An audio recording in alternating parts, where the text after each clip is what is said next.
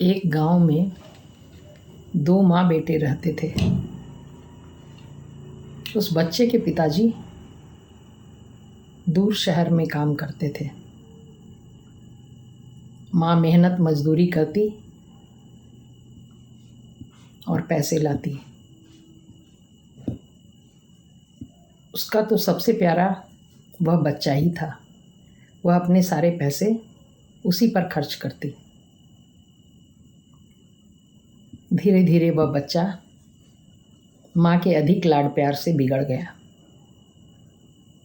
जो वो बच्चा चाहता माँ वही करती, वो उसे दिला देती। कभी भी ना नहीं करती थी, गलत या सही।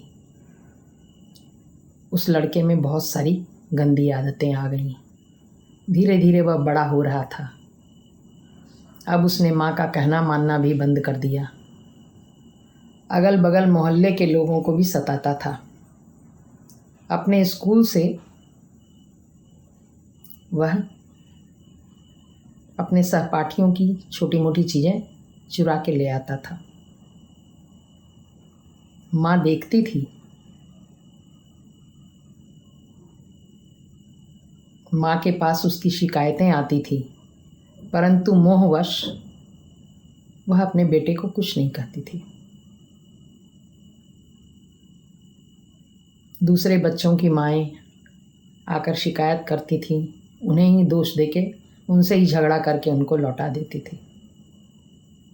अपने बेटे को कोई सज़ा नहीं देती थी। होते होते समय बीत गया। लड़का एक बड़ा चोर बन गया और उसने राजमहल में चोरी की और पकड़ा गया। तब उसने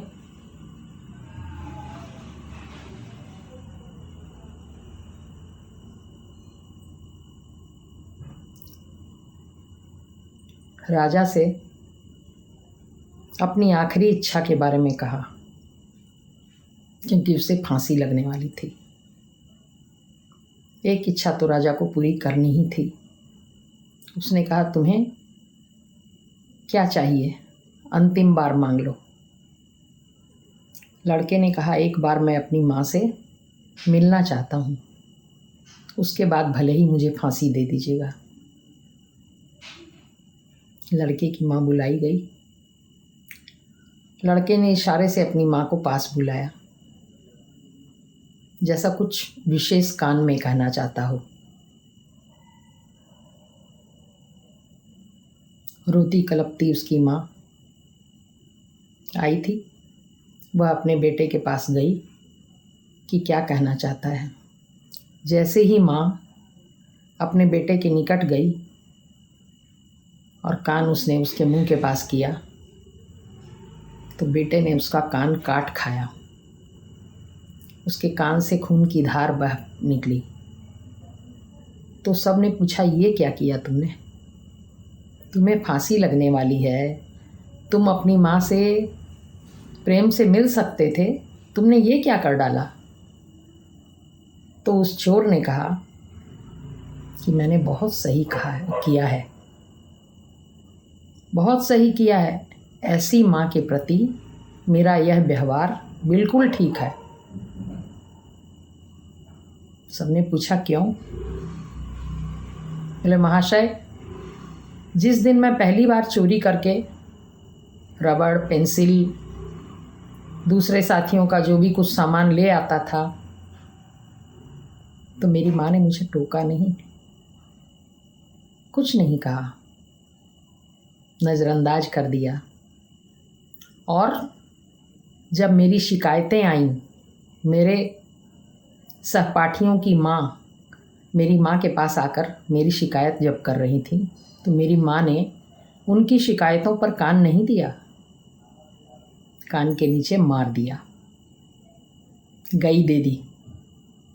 अगर उसी दिन मेरी माँ ने मुझे सज़ा दी होती,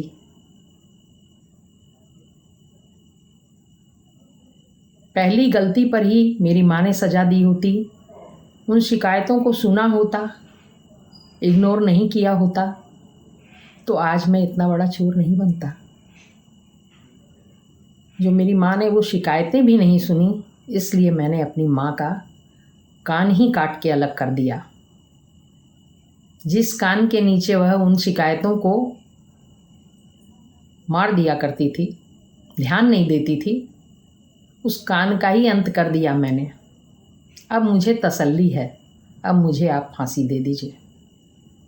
कम से कम इस घटना से कुछ लोगों को तो जागरण होगा। जब ये घटना 4 लोग सुनेंगे तो 400 में, 4000 में, सब में फैलेगी ये बात। तो कुछ तो लोग जागेंगे, वो माएँ जागेंगी कि अपने बच्चों को शुरू से ही सुधार लें, उनकी गलती को इग्नोर ना करें, तो समाज इतना गंदा नहीं होगा। मैंने इस कारण मरने के पहले अपनी माँ को यह सज़ा दी है, और माएँ भी और बच्चे भी इससे शिक्षा ले लेंगे तो कुछ अच्छा होगा। चोर ने सच ही कहा था। अगर उसकी माँ सही नज़रों से अपने बेटे की गलतियों को देख पाती, उसकी शिकायतों को अच्छी तरह से सुनकर उस पर कुछ अमल करती, बच्चे को उसी समय कुछ सज़ा देती, तो आज बच्चा इस कदर बिगड़ता नहीं, उसके जीवन के लाले नहीं पड़ते। अब तो जीवन ही चला गया। ऐसा क्या प्यार करती थी वह माँ, उसने तो बच्चे का सर्वनाश ही कर दिया।